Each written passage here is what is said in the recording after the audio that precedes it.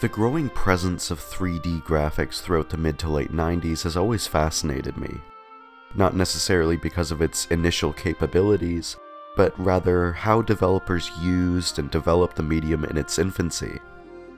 It was a time of extreme experimentation for gaming, where nobody really knew what worked in a game involving this kind of dimensional exploration and expression.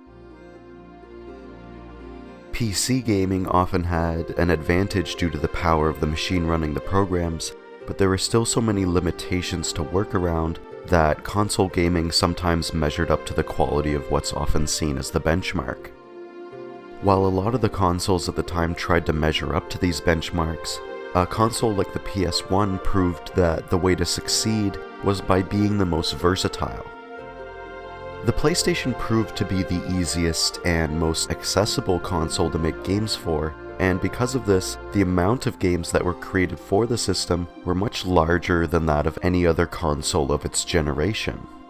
That ease of accessibility combined with the growing eagerness to engage in the evolution of 3D gaming created arguably the most experimental library of games from its era. There wasn't much of a formula at this point, no real blueprint, so the greatest successes of this era were almost always the greatest pioneers as well. Pioneers that, despite their efforts to breathe new life into the gaming sphere, sometimes fell into a habit of creating a rather restrictive environment in terms of audience appeal. While it still manages to persist nowadays, advertising and general discourse around video games in the 90s tended to focus on conservative men. Me? Excuse me. My heart is racing. You are so totally whipped. I'm Brad. Let's ride a bicycle built for two. Then we can go to the potpourri store and then go buy sheets. Would you rather be at home shooting a bazooka or watching a chick flick? Brad? Chick flick, bazooka. Chick flick, bazooka. Let me in, Brad. Who's that? Let me in. Brad. I don't know. Brad. Sorry PlayStation, I forgot that to be a cool gamer dude in the 90s, you have to be a massive fucking loser.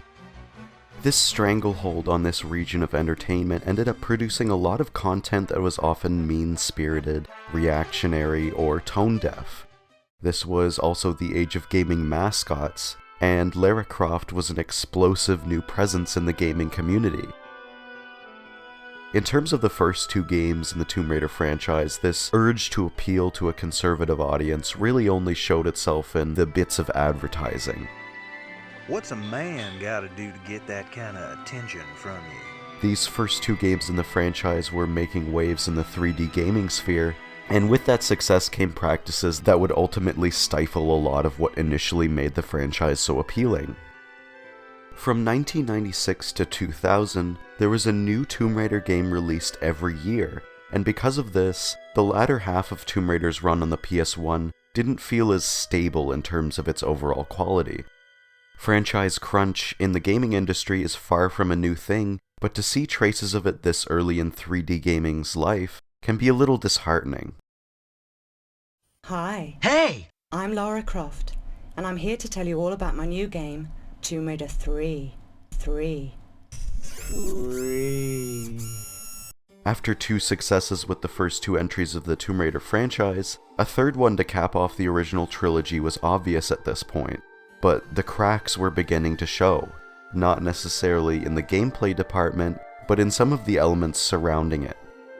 Tomb Raider 3 in certain ways represents the pinnacle of the franchise, but in other ways it represents the heightening of decisions that would eventually and ultimately run the quality of the franchise into the dirt. While there's a lot of beauty that the game shows the player, there's a lot of that beauty that tries to obscure some of the weaker and more concerning aspects of the experience. The postcards from this vacation don't always tell the full story.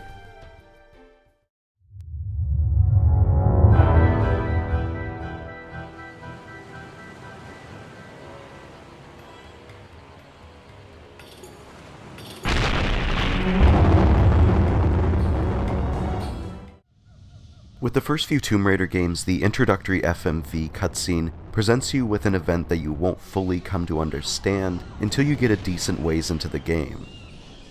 We're presented with this image of an asteroid destroying a prehistoric jungle, and then we're instantly thrust into the present day, where excavators in Antarctica are unearthing these strangely out-of-place artifacts.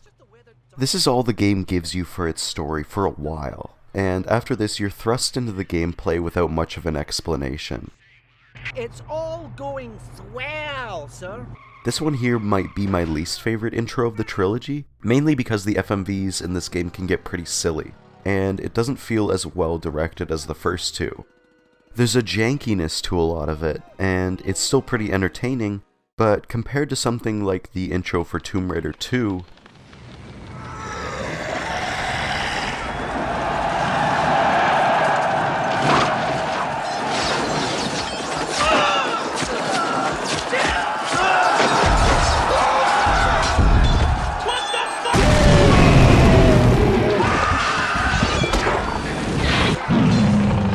It was lovely. it can feel like a little bit of a step down. I do like this line at the end though. This place is a busy history.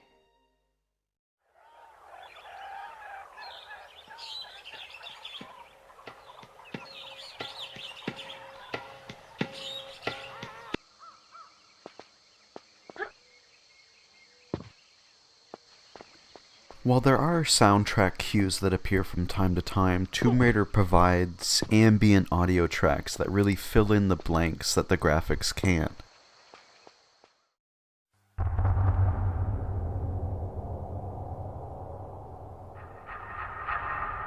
One of my favorite aspects of the PS1 is that while some consoles like the N64 might have been a little more advanced in the graphical department, the PlayStation was easily the most advanced in terms of its sound capabilities.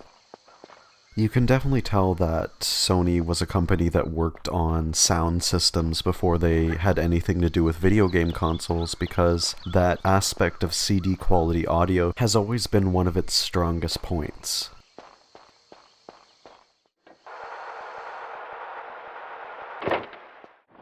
In the first two Tomb Raider games, everything was kind of a flat texture. You might get slopes and ridges, but in terms of the water, the only thing you'd really get is maybe an animated texture on top.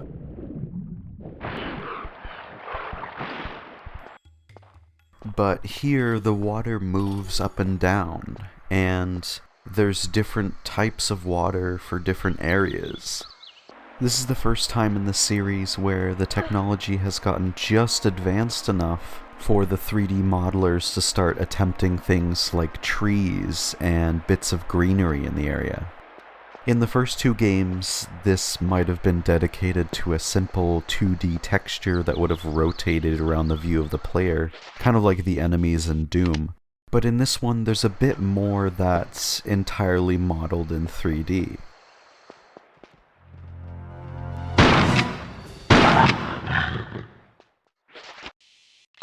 Within these canopies of trees, you'll often find a visual trick where they essentially just model fake light shafts.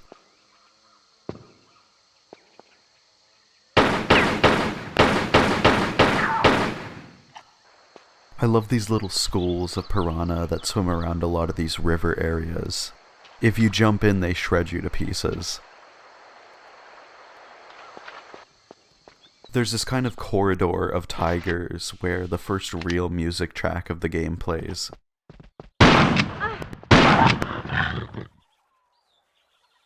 They try to do this effect where the music starts with more jungle ambience and then slowly bleeds into a music track.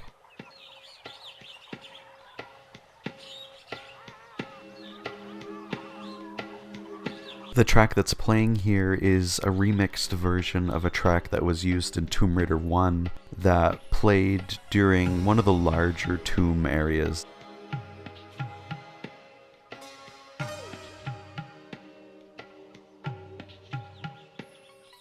It's pretty rudimentary, but you can definitely tell the devs wanted to put more visual information in general into this game. Whether it's the new system that allows different textures to be tinted different colors, or the general increase in environment complexity.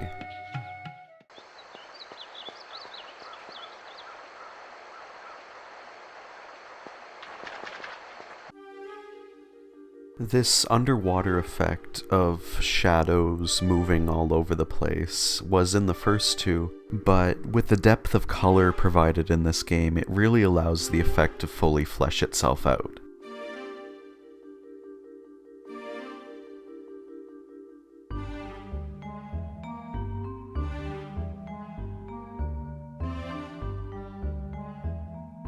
In the first couple games, there still were things like waterfalls and moving textures, but it was just the moving texture itself.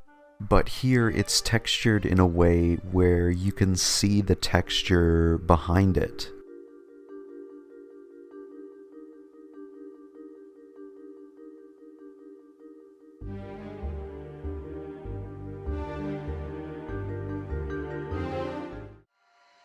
In the cutscenes, they always put an emphasis on believable audio effects.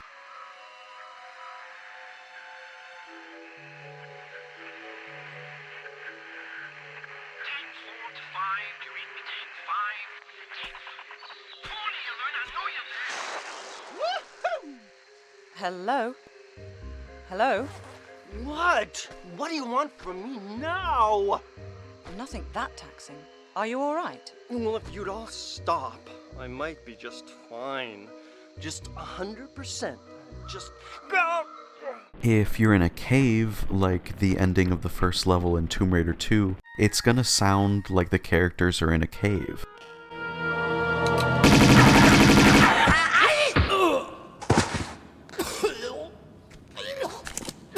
Pardon me, if that was just your way of trying the doors for me. With Atomica on my keyring. Though not anymore.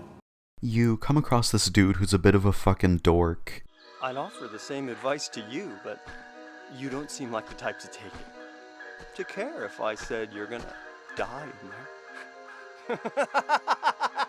Yeah, die. Dragons have invaded Dave & Buster's.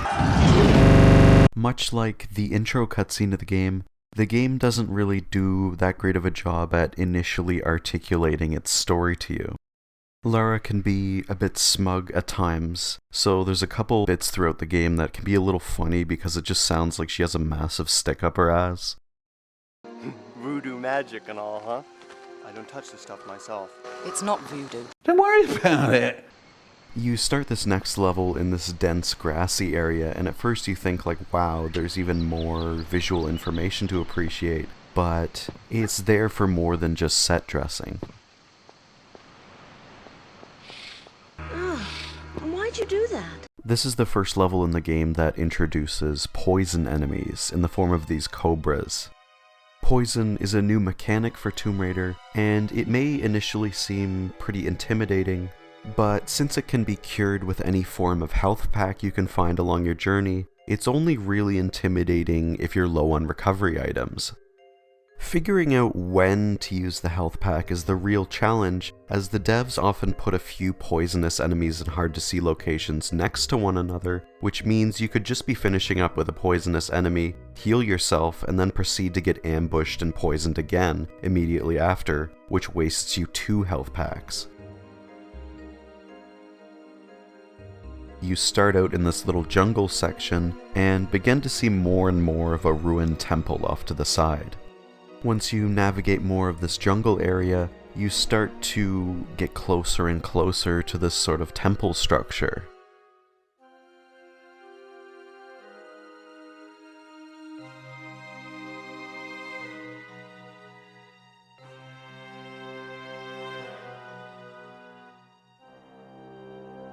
And after doing a little platforming, you find this cave that finally lets you enter the temple proper.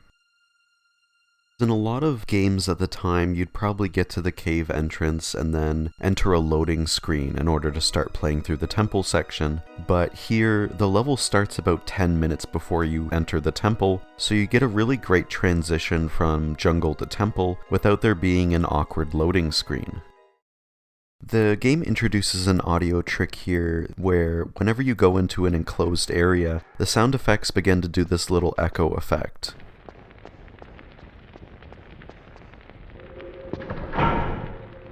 Sound effects in general are of a much higher quality in this game than they were in the first two, which exhibited some pretty heavy bit crushing.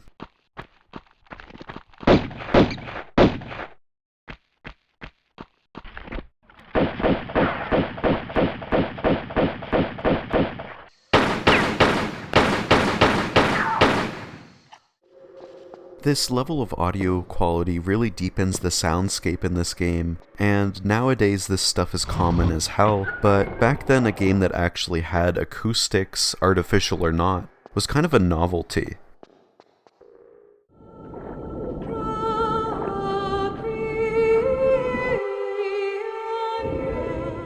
I find that 1998 was the year of colored lighting. Games like this, Metal Gear Solid, and Half-Life all began to really experiment with lighting that featured color that could show up not only upon the environments, but onto characters as well. One of my favorite tricks this game does to use colored light for certain walls or section is to give it a richer, non-uniform look. Some walls in this temple are blue or green or purple or red. This is the game's first big temple level. Each section of an older Tomb Raider game is always highlighted by a large temple or some kind of historical ruin or tomb, where the intensity of certain elements exhibited throughout a section are at a higher point than usual. In this one, there's giant statues that come to life and start stomping around. Initially, they're kind of terrifying, but they're not too bad if you know how to cheese them. You do the old drop and backflip trick. A few moments later.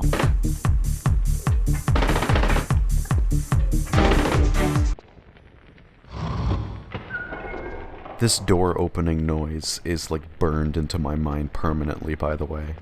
They use it a lot in this game. Leave me alone!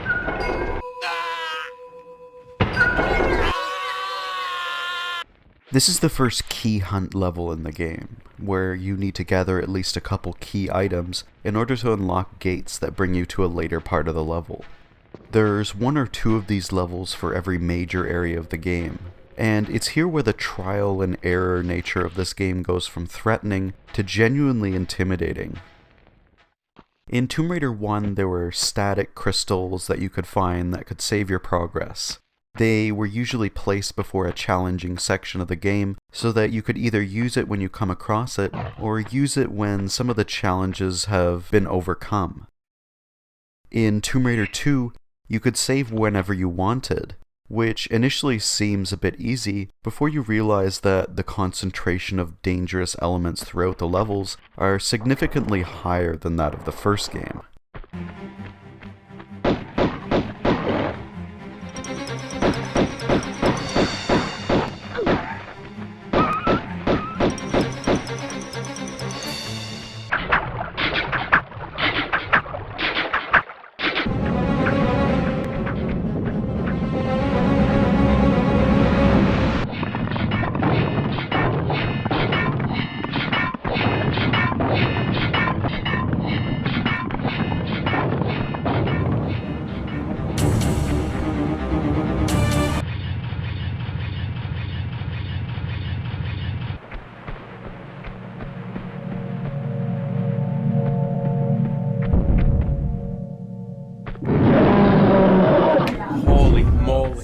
In Tomb Raider 3, at least in the PS1 version, the saving system is the most interesting of the three, mixing elements of the save crystals from 1 with the manual saving from 2.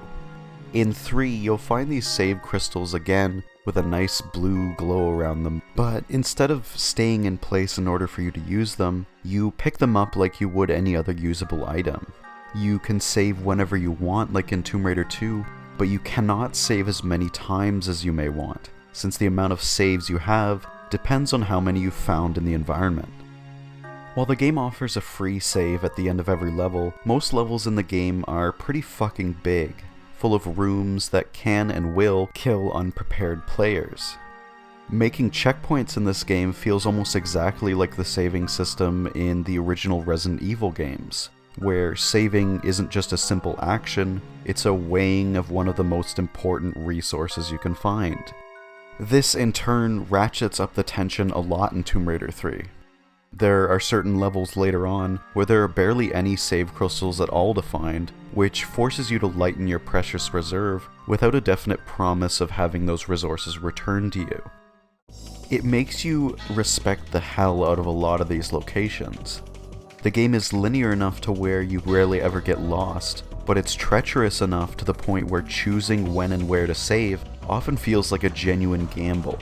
You'll remember practically every room in this game, not only because of the visuals, but because many of them could easily kill you in an instant.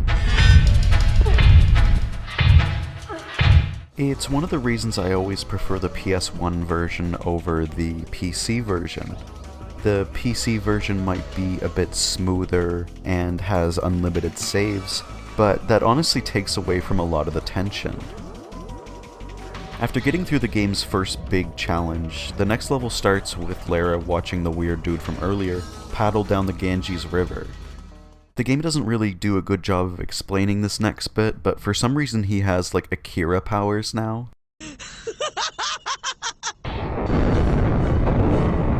And the rest of the level is you trying to follow him downstream with the aid of a quad bike. This is the game's first vehicle level, where you can't get through certain sections without the use of a vehicle to help circumvent a platforming or terrain hazard. The biggest thing that keeps this game interesting is that there's something new in terms of its gameplay and/or presentation with each new level. While there are certain levels that have similarities in terms of end goals, the means to reach them are always different enough to keep you engaged.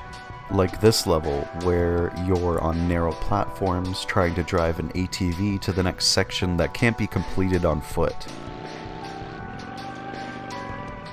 This shorter level ends with this waterfall with a cave behind it.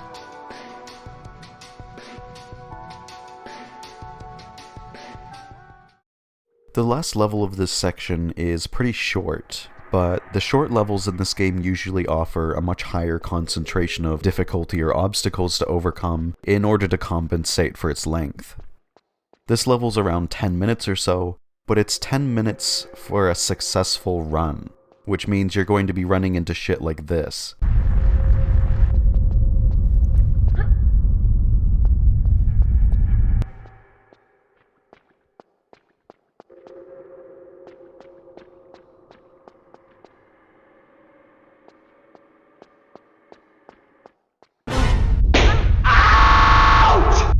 This is by far the most interesting challenge I've had.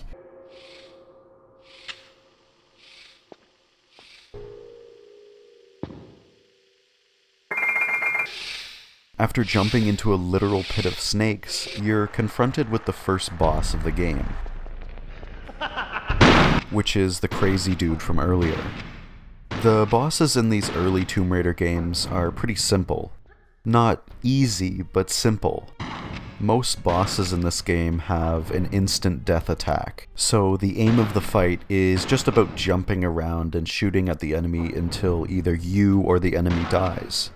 It's usually a second-to-second life or death matter.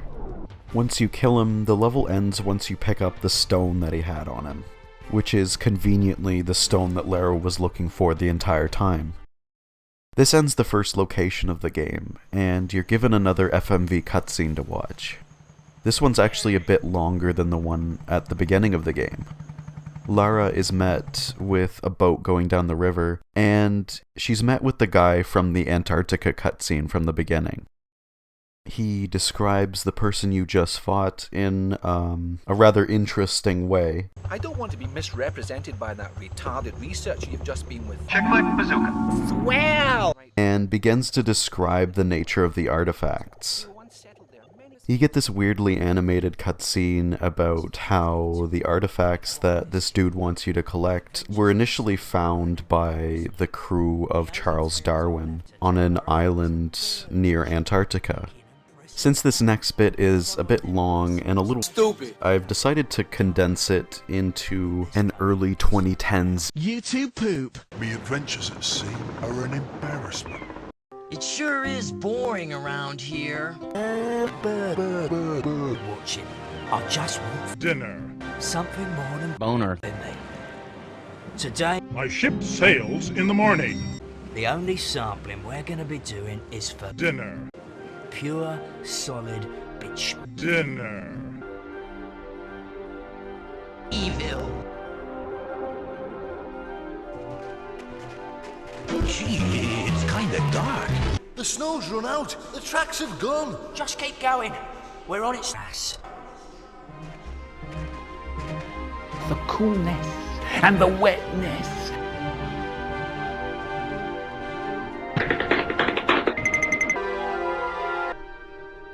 There's someone sitting here.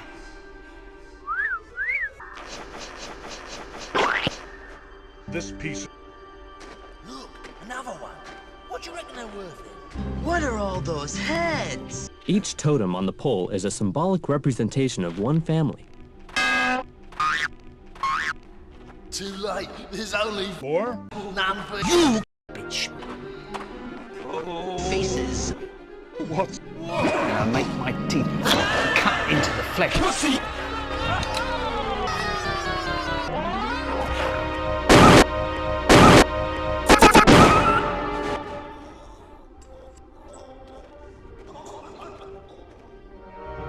Juice jumps into my mouth.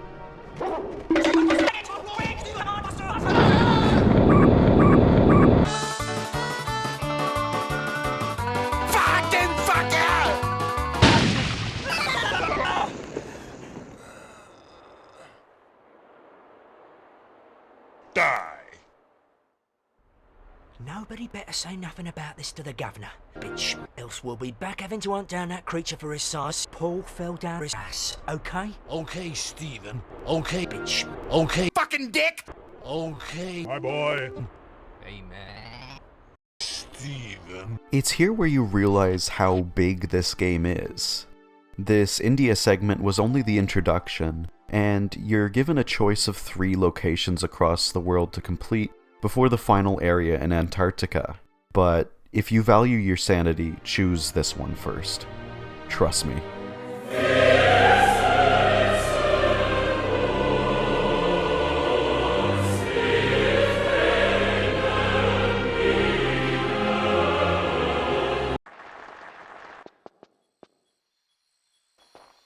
As soon as the level starts, you're set upon by BADS!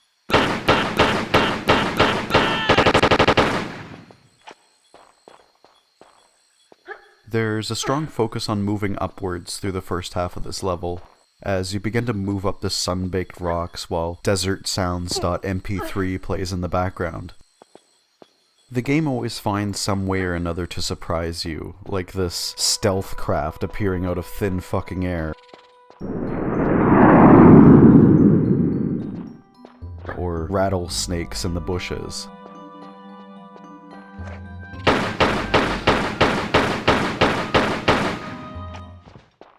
This is Snake.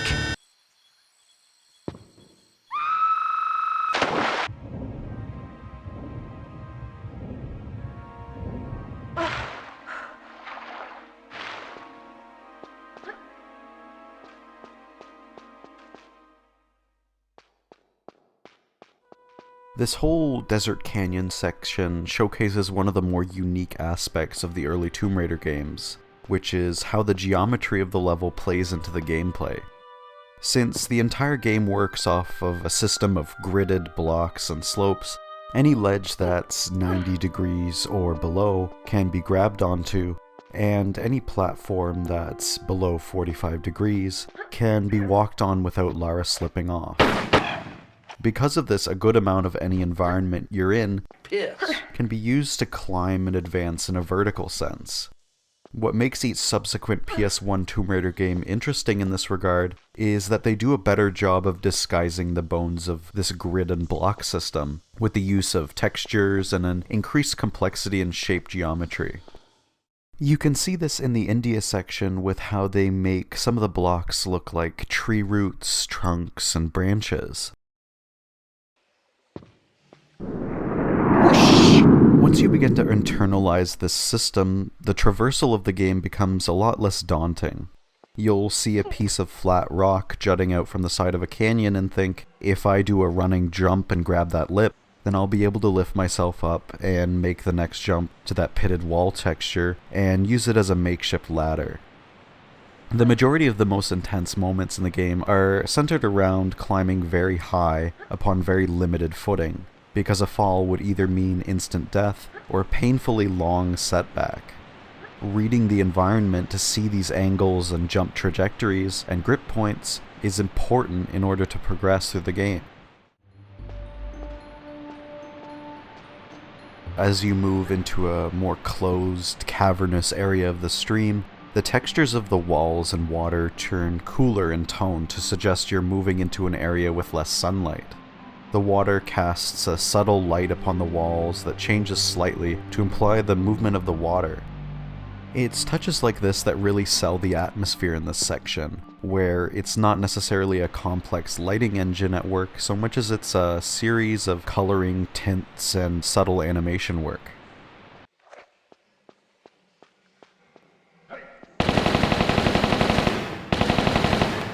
You keep finding a bunch of these like aggressive biker gang dudes in this level. And again, it's not really clear why you're fighting them. There's a section in the middle of the level where you come across the water in this dam, and you have to sort of revert it back to where it was flowing originally. Which eventually gets you this detonation key.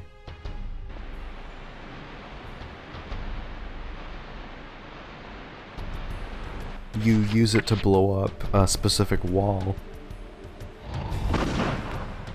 And you come across this sort of outpost with an electrified fence.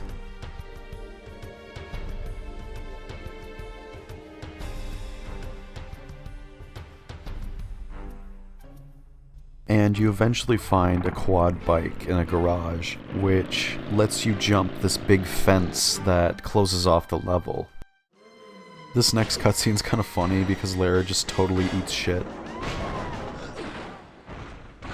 And she gets captured by these weird military police dudes. Okay. All friggin' K, break up! Come on, little lady, let's get you and your lovely pointing rising beauties to a safe place, huh?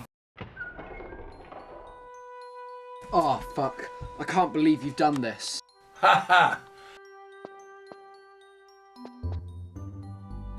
It's in this next level that my first major problem with the game happens. In the first two games, there's always a bit that happens where Lara is captured and all of her weapons are taken away for a little while. She keeps all the ammo that she's been collecting throughout the game at that point, but her weapons get locked away in a specific location until you find them again. It allows the player to feel vulnerable, but it still allows them to keep all the items they've picked up. No funny business. When you get captured in Tomb Raider 3, however, all the weapons and items you've collected are removed from your inventory, permanently. If you choose to do the Nevada bit immediately after doing the introductory India section, this event is painful. If you choose to do Nevada after the other two World Select areas, this event is devastating. This potential alone is really what makes this element of the game kind of disgusting, because you have the potential of losing around 3/4 worth of the game's secrets and pickups here. The only thing they don't take are your save crystals, which I suppose could be considered generous in some way or another. There's an ambient audio track here that plays that's actually a recycled track from Tomb Raider 2, which has this really ominous heartbeat noise in the background while there's faint industrial clatter. You begin by breaking out of your jail cell in order to take out the guards, but you need the help of other inmates locked up in the area in order to kill them. It's really funny because it feels like the only reason Lara needs to have these other guys like beat up the military police dudes here is because they didn't really program her with a melee option because her starting pistols have unlimited ammo. There's a lot of cool, sterile lighting in this level. A lot of deep blues and reds and greens. Sunset-tinged oranges.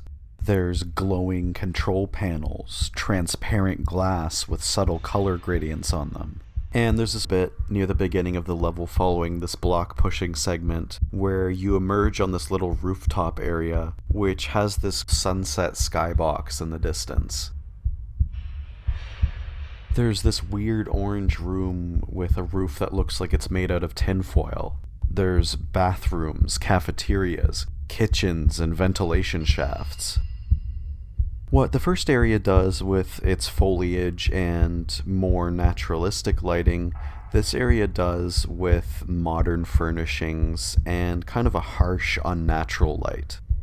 I like this weird little maintenance area after doing another block moving puzzle that you can use to flood a couple of the rooms.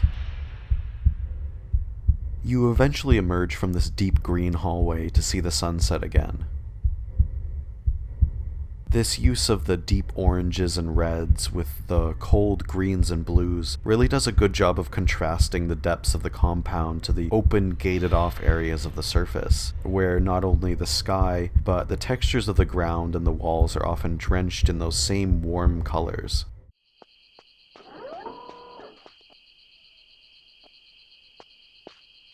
In the first Tomb Raider game, there are very few uses of lighting throughout the game. Every once in a while you'd come across a dark corner or a darkened room, but it all felt very flat and curated.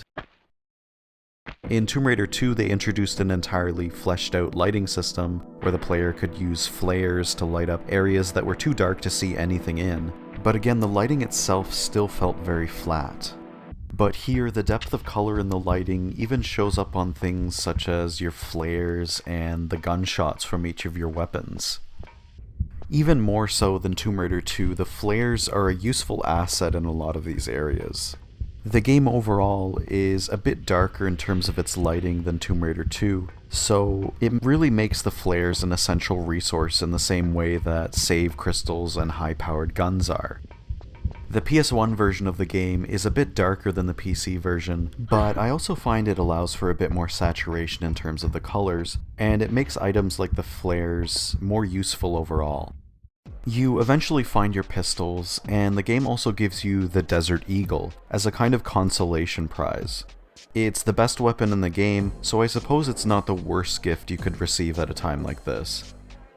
There's this big chunk of enemies here that the game really wants you to try the Desert Eagle on. Hell, I'm happy to oblige.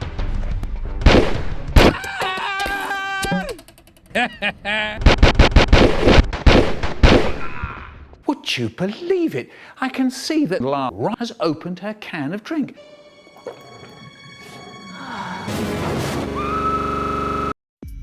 This next level, Area 51, has a beginning bit where there's a few set of areas where if a guard spots you, they'll run to a switch on the wall and set off an alarm that usually activates some kind of laser wall or gun turret.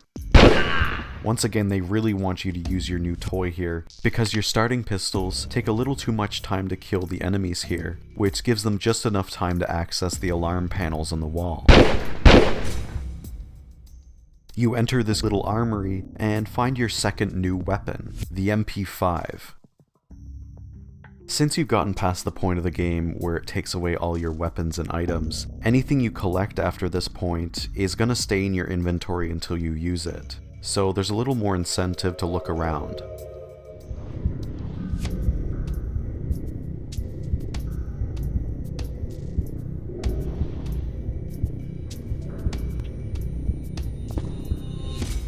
This is the first game in the series to implement a crouch button, which allows you to crawl around in tight spaces. They take advantage of this here by having you crawl through a bunch of vents and ducts that may or may not have something in it that can kill you. It introduces a sense of claustrophobia that was sometimes absent from the first two, and it allows for more complex areas of exploration in the environment. In this next room where you can get the grenade launcher back, I love this little effect with the Area 51 guards here, where you can see their laser sight jittering and angling along with their movements. It's an even cooler effect once you realize that the lasers are easier to see in the dark. The alarm lights that cast a rotating light here is a really good touch too. Well, I'm just gonna pick up this crusty JPEG of a disc to use later.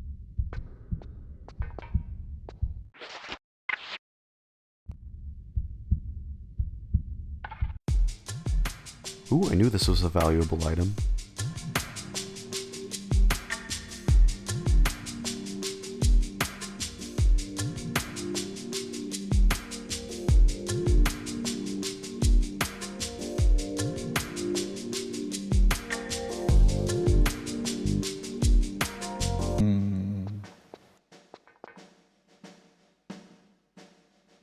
This bit with the tram and the electrified rail is kind of tricky.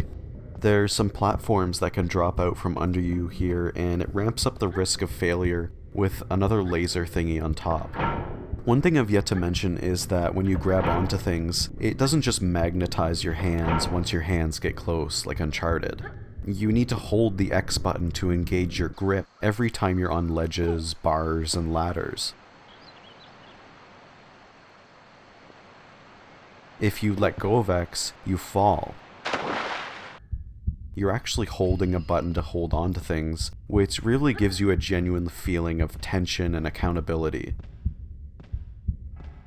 There's so many bits in this game where you're hanging onto a ledge or some handholds, hundreds of feet up in the air, where if you let go of your grip, or the X button, you let go of your progress. You find this little UFO in a hangar here.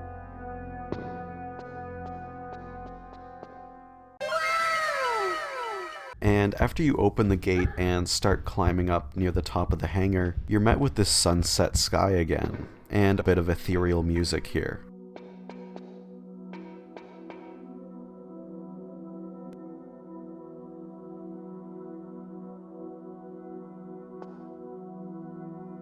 Much like the ambient track, it's a reused song from Tomb Raider 2 called Hold Up. But it's easily one of my favorite music cues from that game whenever it appeared. It always played when you were climbing up somewhere high, so I always associate it with being in the clouds and the sky. They like to plug this little audio track every once in a while in this game, and I honestly don't mind at all.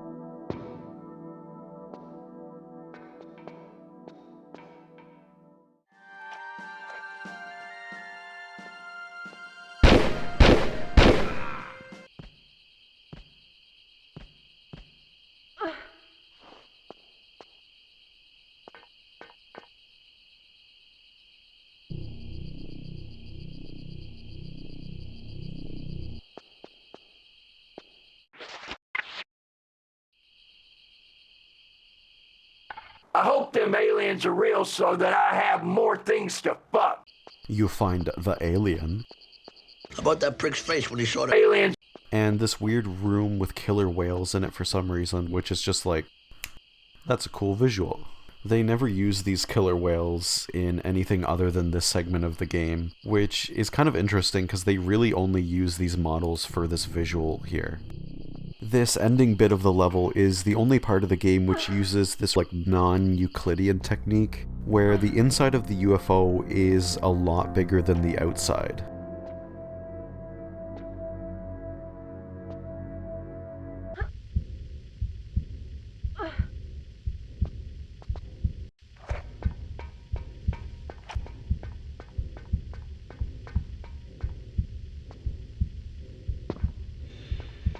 It always made me kind of laugh because you're surrounded by Area 51 guards as soon as you get close to the next portion of the meteor shard, and picking it up ends the level immediately, whether you killed the guards or not. It just takes you back to the adventure selection globe, so there's always a lingering thought as to how the fuck Lara was able to get out of the area. Not today, motherfucker!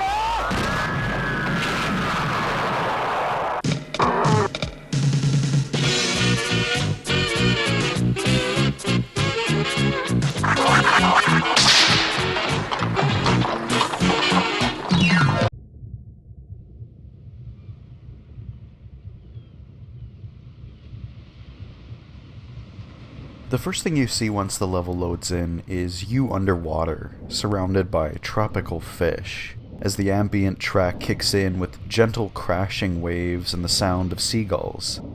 There's this pink sky in the background, and the beach is filled with palm trees. It's the kind of imagery that makes you want to play some generic vaporwave over it.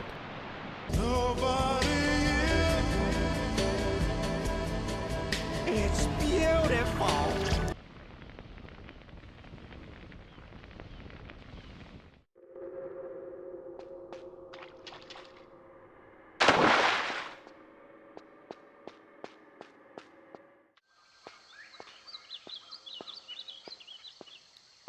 You know, for a game series made by British game devs about a rich British character going across the world to take artifacts from ancient cultural locations, you'd think at this point it'd be a bit more...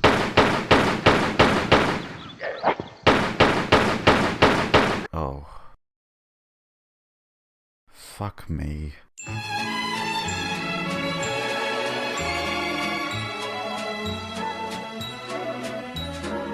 While this type of enemy only appears for about a third of the duration of the South Pacific Island section, their presence as hostile enemies for any duration of time is pretty fucked up. It's bits like this that really reinforce the notion that the game can sometimes use the image of Lara Croft's femininity as a kind of novelty in a way. Aside from the fact that in the video game sphere she's a woman in a field dominated mainly by men, what she represents aside from that is often far from progressive. It can be easy sometimes to see her not as a tool to reinforce 90s era girl power, but more of a tool to convey feelings of British imperialism. It's disappointing because the first two games in this series really don't carry this same level of callousness and disrespect towards their subject matter. While you do run around in Tomb Raider 1 killing animals like lions and crocodiles and wolves, the second half of the game strays away from that and focuses more on you killing weird, supernatural creatures and the henchmen of a maniacal villain. Too late for abortions now. And in the second game, you're mostly going to be facing members of Marco Bartoli's cult that want to raid the ruins of an ancient Chinese temple in order to find a dagger that can turn the user into a giant city-leveling dragon. The game tries to explain that this island is home to a secluded tribe of cannibals that are descendants of the culture that formed around the meteor in the Antarctic island, but... Me fasting this day. You make plenty good flesh pot. You forget. I might be quite hungry myself. Famished, actually. Ugh. White fella later come here with magic Kuma Kuma stone. In a day, we celebrate the death of him, the Feast of Smile. You need to shut the fuck up! To see an enemy type like this in a video game being put on the same level as tigers in India or Area 51 guards really feels reductive and racist. In a way, it's especially troublesome because the South Pacific Islands section is easily the prettiest set of areas in the game. You have shafts of light that pierce through the leaves once again. You have waterfalls with beautiful blue water. You collect these big rubies in order to reach certain parts of the level. It almost feels like the game wants to distract you from what you're occasionally doing in this level. It's going to be interesting to see how the Tomb Raider Remastered trilogy handles this bit of the game. From what it looks like, the remastered graphics seem to have cleaned a lot of the hard-to-see or hard-to-read elements of the original trilogy, so this section is going to exhibit an even clearer issue. I'm guessing there's going to be some kind of Looney Tunes-esque disclaimer that explains that the game is going to be kept in its original state despite this glaring issue. The next level starts with you having to read a map that this dude that seems to have survived a plane crash gives you in order to cross a pond of quicksand without dying.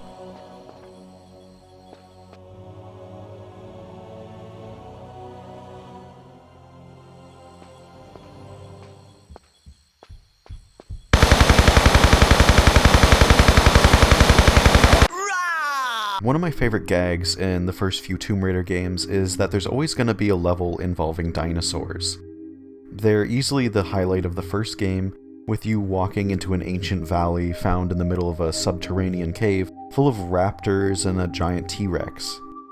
In the second game, there's just two random T-Rexes at the bottom of the Great Wall of China, which is a weird enough image for it to stick in your head. Like, yeah, we're about to reach a temple that houses a dagger that can turn you into a dragon. Why wouldn't they have 2 T-Rexes near the entrance? In Tomb Raider 3, it feels like they're going for more of a Skull Island thing, where the island you're on is meant to be separate from pretty much everything in the world. And the appearance of the dinosaurs here is easily the best of the trilogy. The raptors are fast, hit hard, and take way too much time to kill with your standard pistols, so during this level there's practically an invisible sign that says, hey, it's time to use some of that ammo you've been collecting. There's these little green dinosaurs that are obviously supposed to be like a Lost World thing.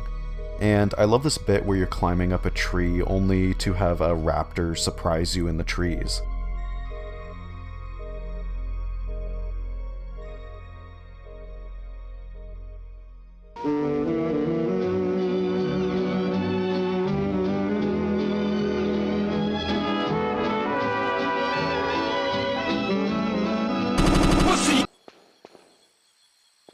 You eventually get to this kind of cave-looking area, and the T-Rex finally shows up. Hello, Tyrannosaurus Alan! This is easily the most intimidating of the T-Rexes in these games, because it actually takes a lot of firepower to put it down. In the first 2, they appeared near the beginning of the game, so it really didn't take a whole lot to take them down, surprisingly. But here it's meant to be fought near the midsection of the game, so the difficulty of the encounter feels a lot more appropriate.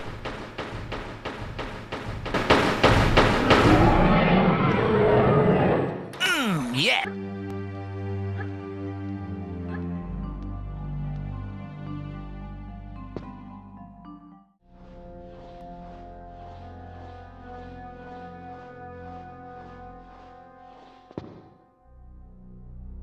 There's this weird coastal blue cave area with the cistern ambience from Tomb Raider 1 playing in the background, where you have to climb on the ceiling for what feels like minutes, knowing that if you let go of the X button, you're going straight into a pit of spikes.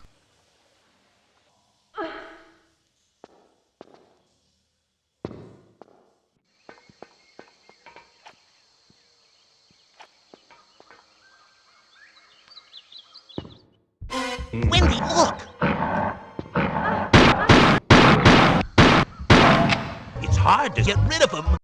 This is the South Pacific Island's key hunt level, where you have to collect a couple ignition keys in order to activate the inside of a crashed plane.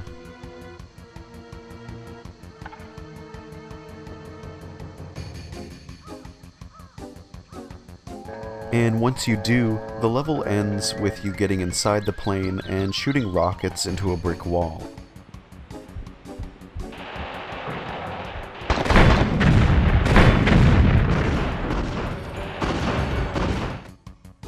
I don't know if the remastered edition is going to make this a lot gorier or not.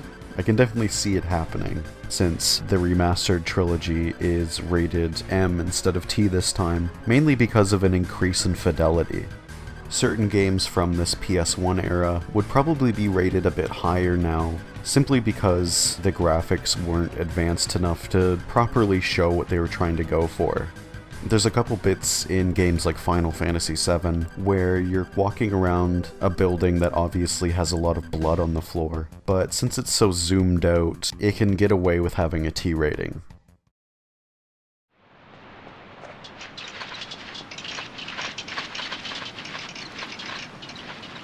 This next level is something really special.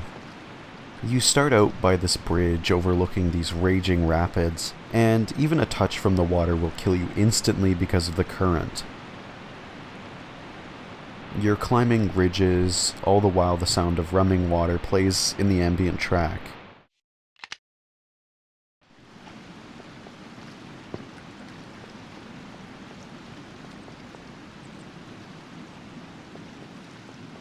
Leaders.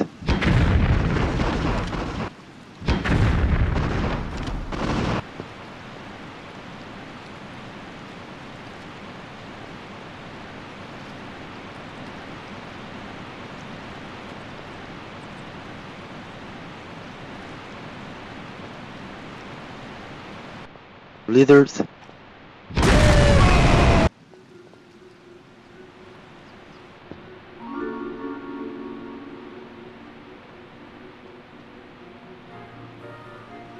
Some textures have a very slight animation to it that makes it look like there's a thin layer of water cascading over stones.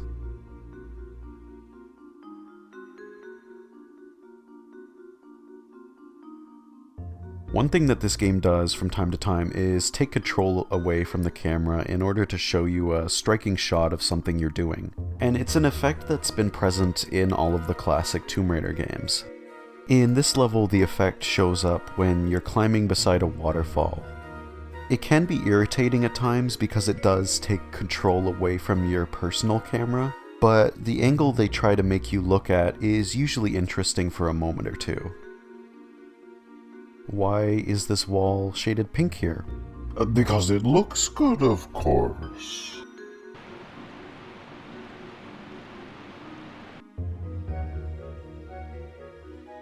When you shoot at enemies in the water, their blood appears in this cloudy effect. It works the same way for Lara too, but I don't think I got eviscerated by piranhas too much in this playthrough. This level is one of, if not the largest level in the game, and once you get into a kayak and start fighting against the currents, this scale really becomes apparent.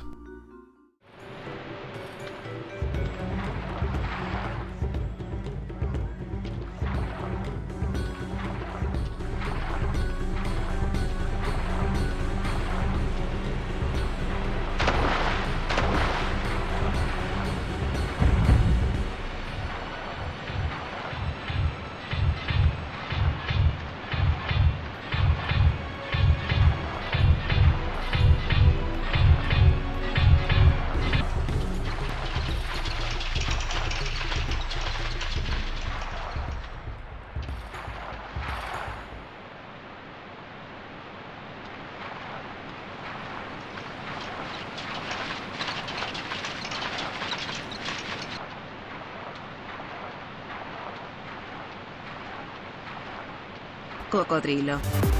Cocodrilo. I really love the way some of the water is tinted once you get into the more cavernous areas, with this area right here probably being the best visual in the entire game. You emerge from a gauntlet of flame-throwing wall statues to find yourself in this room with these great transparent waterfall textures overlapping each other. The water texture below is uneven and has this light blue overlay that phases in and out. The ambient track is still playing in the background, while the wall textures have this cool turquoise tint to them. Oh, this is good. This is best one.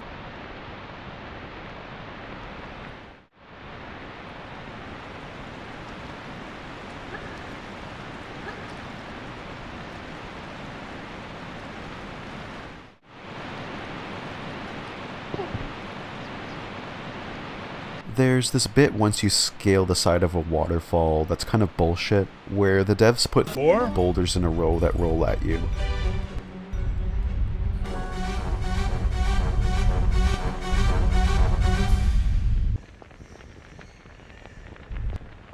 But at this point you've come to expect the game to throw bullshit at you, in more than one way. Oh, fuck. Looked like a Resident Evil 5 campaign extra. You do some platforming here and there, find another zipline,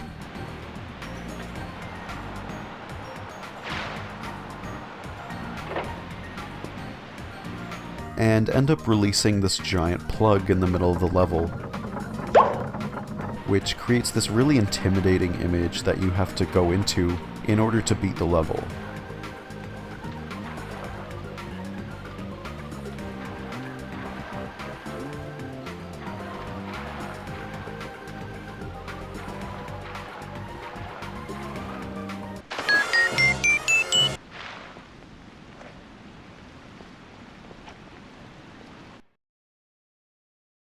This next level, much like the ending level of India, is only around 10 minutes on a successful run, but has some really crazy bits in it.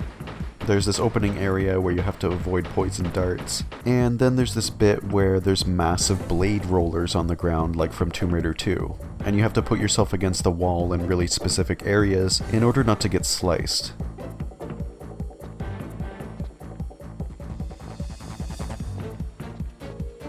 There's this bit where you run from a massive boulder.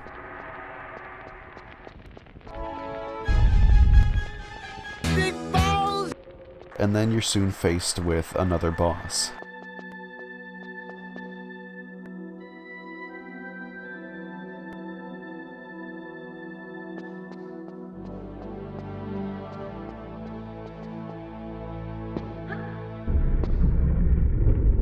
This dude makes the weird lizard enemies you fought in the previous level, and much like the first boss in India, can kill you instantly if you're not careful. In India, the dude just shot fire at you, but this dude here has like instant death lightning vision, and you really don't see it coming unless you die to it at least once or twice. Fuck!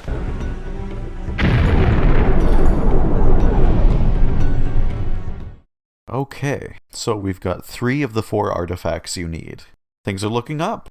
The last of the 3 locations is... oh, Jesus. Hello, darkness, my old friend. I've come. It's interesting how each of the 3 middle sections of the game represent a different issue. With Nevada, it was the game being unfair and taking away all your items.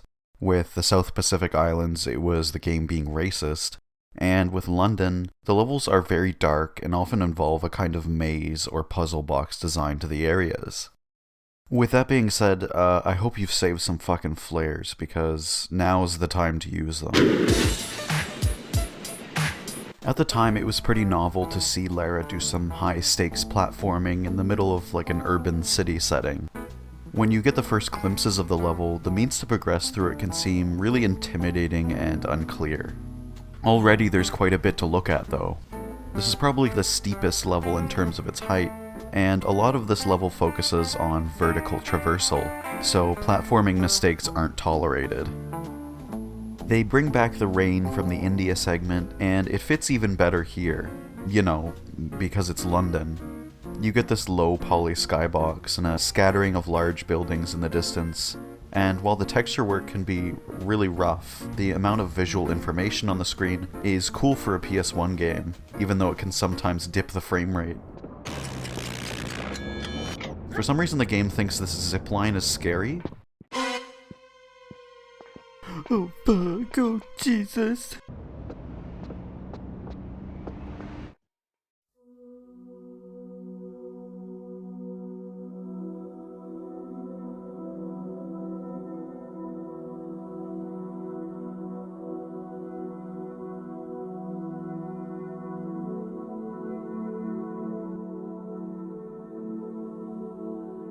You see a lot of parts in games nowadays where they can take the camera control or make you move a certain way in order to see certain elements that they want to make more cinematic.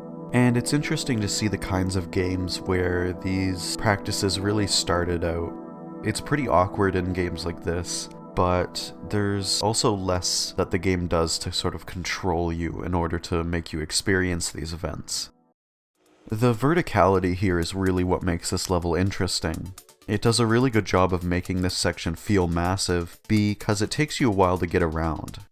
You spend the majority of this level going around something that would only be a handful of big rooms in a horizontal sense, but a much larger affair in terms of its height. Once you get through some of the rooftops, the second half of the level takes place in what looks like a water treatment facility or something, with these normal-ass security guards walking around. I love these little cheap shots some of the enemies can get in during their death animation.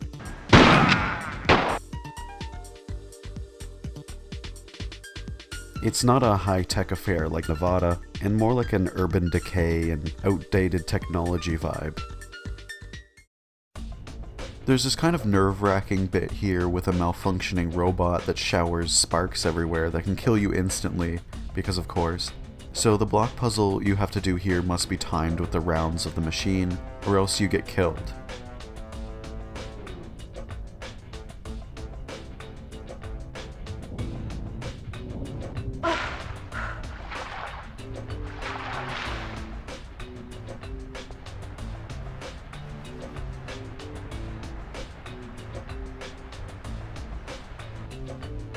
You're moving on construction equipment, on rooftops of giant buildings, and it's all stuff for the most part you could see at the very start of the level. It just takes a while for you to cover that ground.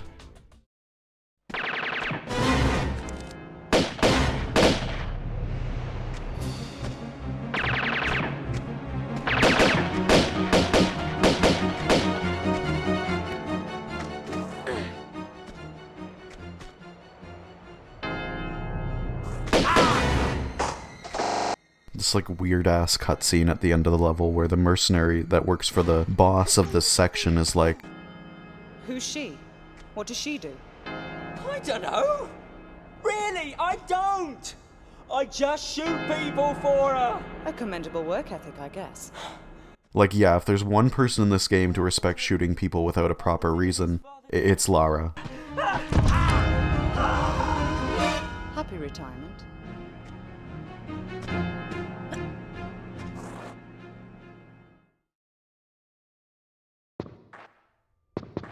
This next level, Aldwych, is another one of the hugest levels in the game, taking place inside of an old, abandoned train station. One of the first things that always catches my eye are the oil stains on the stagnant water here. Oil. You get a subtle ambient track that plays throughout this level, and for the most part it's just nothing but the occasional gust of wind or creaking metal in the distance, sometimes even the distant rumblings of a train. The noise!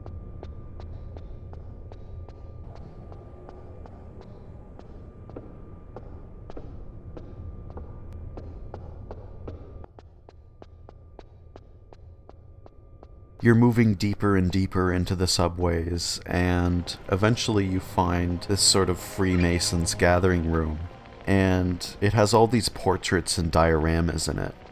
It's got this weird spinning statue thing in the middle, and there's some spike traps under some of the floor sections because if there's one thing that this game does, it's match a visually interesting location with an easy way to die.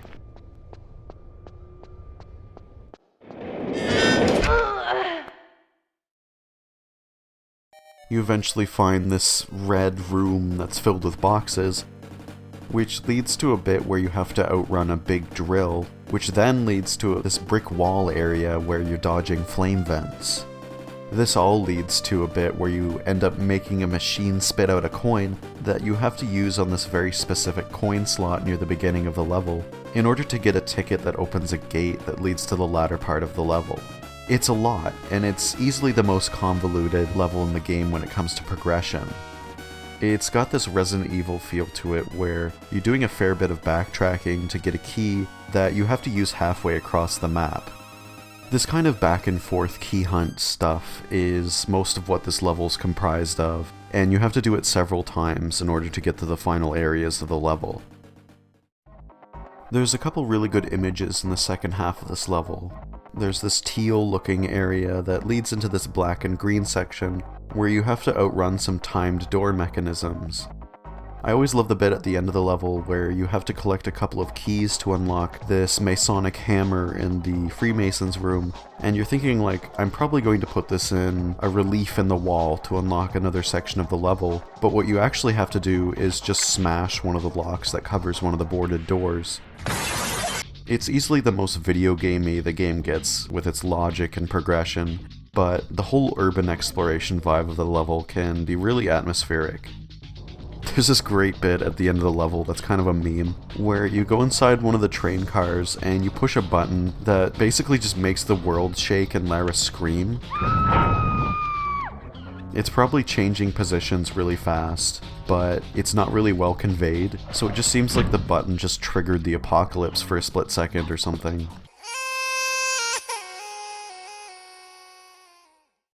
We've got another massive level on our hands ahead, with the first section of it dedicated to stealing embalming fluid from a history museum to use on the people that you were killing in the previous level to alleviate some of their skin problems. They explain that the boss of this area is basically using people as test subjects for makeup, and they think that the only way to make themselves feel better is by putting embalming fluid on themselves. But what's really weird is these were the people you were killing in the previous level, but now you're just working for them as if nothing happened. I swear, with the amount of flip-flopping Lara's doing in terms of who she allies herself with, she's like a fucking Armored Core protagonist. Got a job for you. Lara. Once again, the game doesn't really seem to care much about the consequences of Lara's actions. You start the level by moving through vents before reaching the Egyptian exhibits of the museum, which start with these designed rock areas where you have to do a lot of climbing and jumping, and then you get to a massive sphinx that was kind of akin to the one that you could find in the first game. Once you deliver the fluid, you get dropped into the second part of the level, which is this big underwater maze. It's dark, it's twisty, and you need a special underwater device to go fast enough in order to reach certain areas without drowning. There's a few detours here that are cool though, like this big hangar room where they start using these underwater diver enemies that you can test the harpoon gun out on. There are a few levels in this game that not only feel bigger than some of the larger levels of the previous games, but more detailed as well. The difference in technology between Tomb Raider 2 and 3 feels noticeable, which is interesting because it only came out a year afterwards. Most of the larger levels in this game feel like there's at least two different kinds of setting to deal with. Temple Ruins has this jungle and the temple section. Nevada Desert has the canyon, the dam, and the compound. Madubu Gorge has the rock climbing and the kayaking. Aldwych has the subway and the Freemasons Temple, and Lud's Gate has the museum and the underwater maze. There's this bit where you have to go up a huge trench and come out in this cool looking room filled with fire, these big pistons, then a little cascade of water going out a vent. There's this massive vent shaft near the end of the level with these blinking lights that go all the way down. And you have to make this really daring jump to get to the opposite side and the vent that leads you to the next level. The final London level might just be the shortest level in the game, where you have to climb a building to face the quote-unquote boss of this area. The initial office room that the cutscene takes place in can be explored, and it's got the same kind of skybox as the first level in the section, which visually bookends the section in a nice way. She can shoot fucking at you and she laughs at you. But you hit a fuse box and shock her to death. The bosses in this game feel less like a big event and more like the closing page of a chapter. Kind of like those movies where a character goes through a big event or battle and then easily kills the main villain. It's the game basically telling you hard part's over and allowing you to end the chapter with a bit of fun.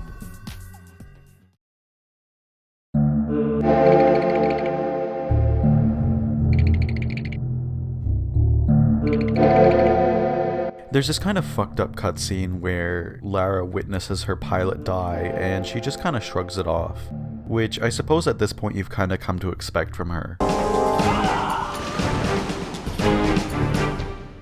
This final patch of levels will always be a high point to me, because as a kid I was really only ever able to beat the India section, and dick around briefly in the World Select levels, so I never really got the chance to see this area until I was much older.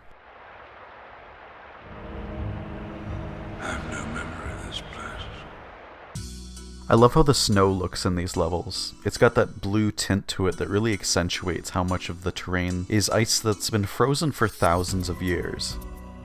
They introduce this hypothermia mechanic that if you stay in the water for longer than a few seconds, you'll die a very quick death. Thick pieces of snow fall around you, Lara's breath can be seen, and snow scrunches beneath your feet. There's this little ice cave full of items and a transparent sheet of ice that you can see the opening area through that's really cool. Haha, really cool, huh? Your first goal is to get inside this big ship, which has this fully modeled interior section where you have to drop a dinghy in order to traverse the ice water properly.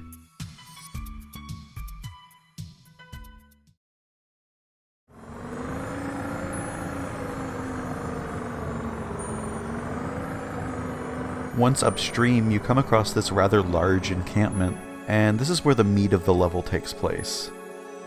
Once again, it always puzzles me why Lara is killing these people, because at this point it's been established that she's gathering the meteor shards for Willard, so killing his workers doesn't really make sense yet. They could have mentioned something like, oh, the closer people get to these meteor stones, the more insane they get, because that seems to be an aspect of their power, but it's never really explicitly talked about.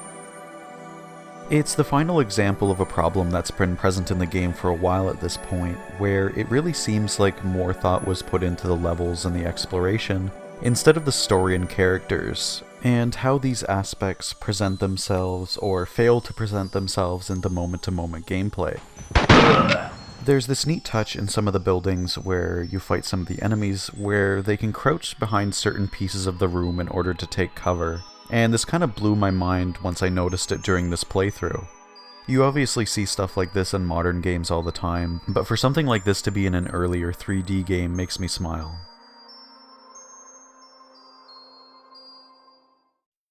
I also like the detail put into these little rooms. There's old computers and maps and diagrams on the walls. There's even a poster that gives you the solution to a switch puzzle. You have no power here. Not very well insulated though, these walls are thin as fuck. You eventually find this ruined area where there's this really fucked up looking slug person that spits poison.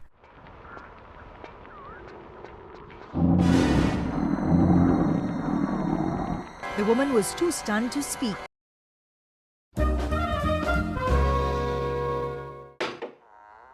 Oh, aye, come in. Make yourself at home. So Willard is just here eating soup in a t-shirt in a cabin that doesn't seem very well insulated at all. And you find out Lara's a bit of a Cronenberg fan. I've just met a man who may as well have been Brundlefly. Willard's like, oh yeah, that dude. He just got changed into a thing because of the meteor crater we're trying to uncover. And then he takes all your stones from you. And there's this awkward chase scene and you follow him down into the mines.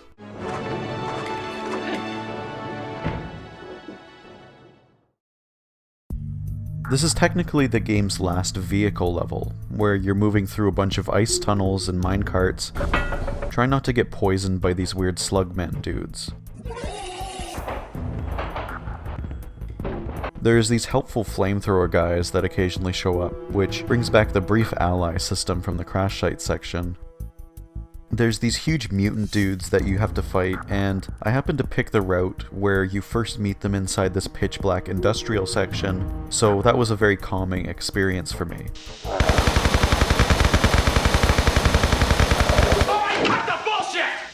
There's this bit with this long ice crevice where you shimmy all the way down, which leads into this segment where you dodge excavating equipment. The final section of this level might just be the most evil thing in this game, from a difficulty perspective, where you have to lower this diving bell in order to dive deeper and deeper into the sub-zero waters. There's these little checkpoint air pockets where you have to resurface in order to regain your temperature, but the lower you get into the depths, the farther the checkpoints get. By the end, you have to use some of your health packs in order to essentially force more time into your dives, which means if you came to this point without any health packs, you're probably fucked. It's hard to do so because they give you a good amount of health packs throughout the game, but the risk alone can be kinda crazy. This next level is easily the longest temple level in the game, where you're running around the ruins of an ancient Polynesian city, which is already a pretty cool image and concept. One of the more subtle things I like in this level is that the water is no longer deadly, which implies that the area around the crater is noticeably warmer than before, which will become more apparent later on. There's this broken bridge that's swarming with these giant bioluminescent bugs, and I always assumed that these things were supposed to be that dragonfly thing from the opening cutscene, only mutated over a long period of time. This is the second last level in the game, and these giant alien-looking dudes look ready for a face full of Uzi clips I've been conserving the entire game.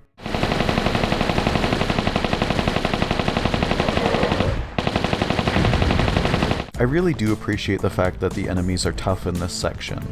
I always finish the game with a little too much ammo for my guns, but this section does a really good job of lightening your load. From here on out, it's puzzle and challenge rooms.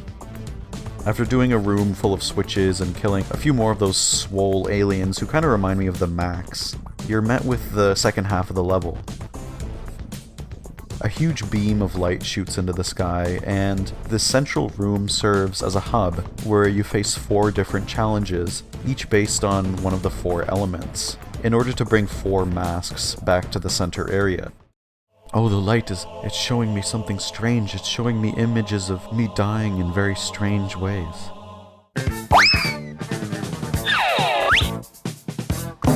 Fuck! Oh, fuck.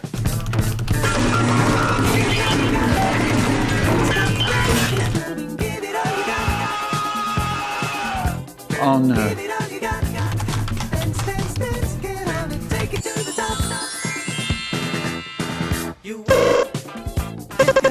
Don't fucking run away from me!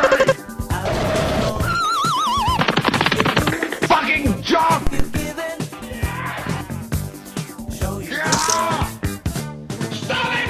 There's some fun bits of imagery here. The Earth Trial has this cool looking cave segment with torches that begins to crumble after you get the mask.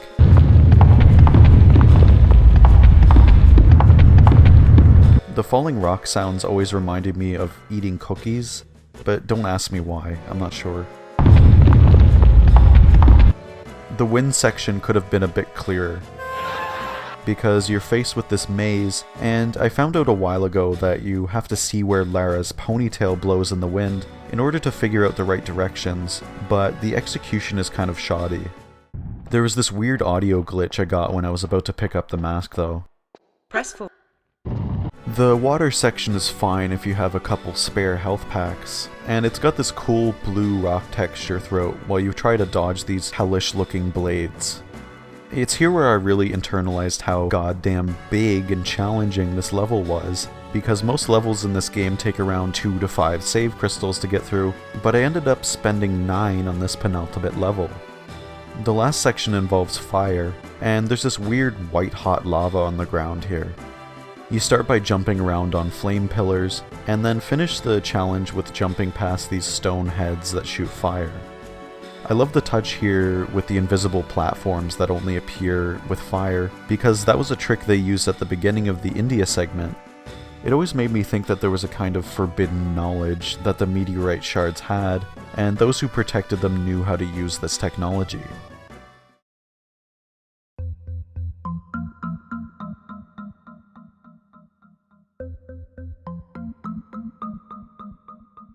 The last level starts with Willard falling into the meteorite crater and turning into this fucked up spider thing. And this is easily the trickiest boss in the game. You have to be deadly sure not to get close to him, or else he fires his laser and you die instantly no matter what. Once he's downed, you have a very strict window of time to get back to one of the artifact shards, and repeat the process without him getting too close.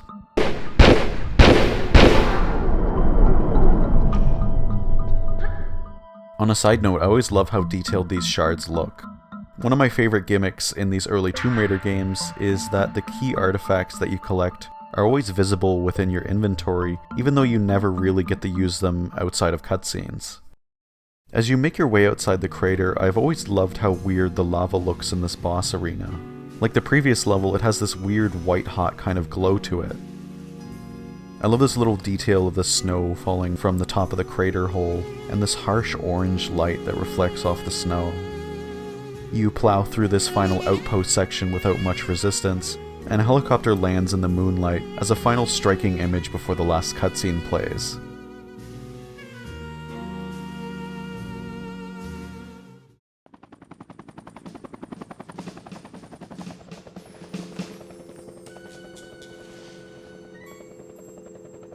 Oh my god. Once again, Lara's kind of a scary bitch here, and the game ends rather quickly after this, with you taking out a couple helicopters and flying into the distance. Roll credits. It feels really rushed.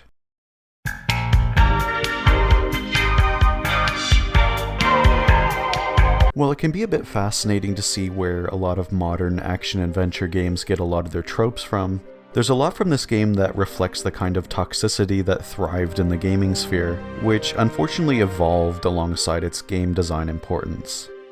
This air of toxicity tended to reign over the general attitude surrounding gaming, and I find that Tomb Raider 3 is the first game in the series that really felt like it leaned into appealing to that crowd beyond its advertising. There's a genuine feeling of phoning it in, not in terms of how the game is designed and presented in a gameplay sense, but rather how the story and characters present themselves within it. Unlike the first two games, this one feels like the reasoning behind Lara's adventures is so much more questionable and devoid of that kind of moral angle that the first two games had. It's stated in the first cutscene of Tomb Raider 1 that I'm sorry, I only play for sport. when it comes to her expeditions, but in the first two games there's always a kind of hitch that presents itself, which infuses her initially self-indulgent endeavors with a kind of moral obligation to do the right thing. It's the classic story of a selfish individual that gets roped into a larger and more important cause, which they eventually embrace and see through to the end. But with Tomb Raider 3, that moral angle doesn't seem nearly as important or present. Sure, the Scottish spider mutant has the potential to do a bit of damage in Antarctica, but compared to a literal army of mutants or a mostly immortal dragon, it seems like building stakes wasn't as important as offering the gameplay on a silver platter.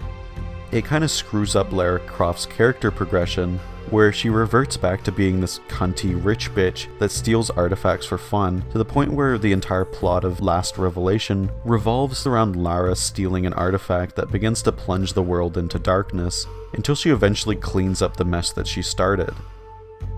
While there are still a lot of aspects of these first few games that I like, it doesn't mean that I think that Tomb Raider is a solid franchise overall. I genuinely don't think that any game past the first half of The Last Revelation is worth playing.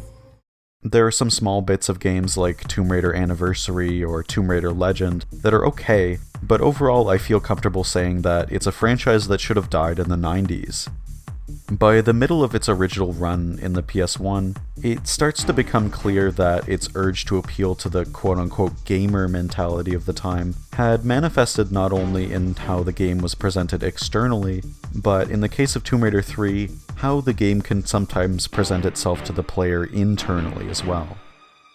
Maybe Tomb Raider was destined to peak at this point, because in terms of both the franchise's track record and Lara Croft herself by the time Tomb Raider 3 ends, there was nowhere left to go but the fucking guillotine.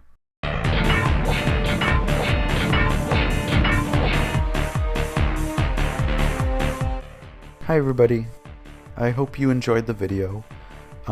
This one's kind of been in the back of my head for a while. I've always wanted to make a video on this game. That visual aspect has always been something that fascinated me as a kid, but it really took me a while until I sort of grew up and sort of experienced the game fully, that I really started to realize the major problems of the game, and how that sort of represented certain problematic elements that were really present in gaming culture at the time.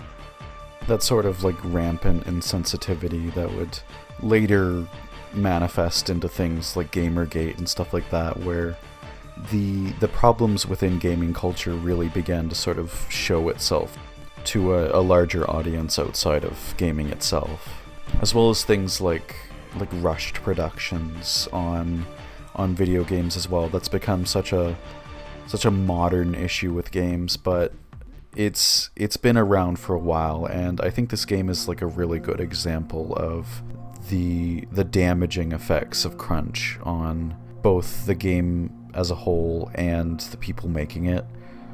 The video was made a few months before the remastered trilogy is going to come out, and I'm probably going to play some of the remastered trilogy when it comes out, and I'll probably stream it on the channel if it ends up being like a decent showcase of the early Tomb Raider game stuff.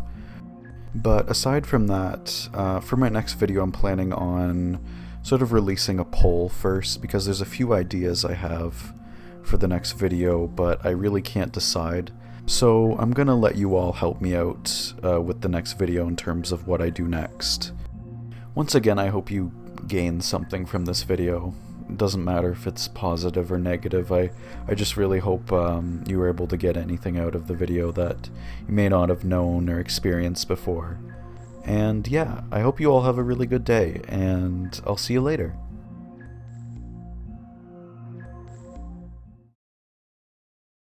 Swear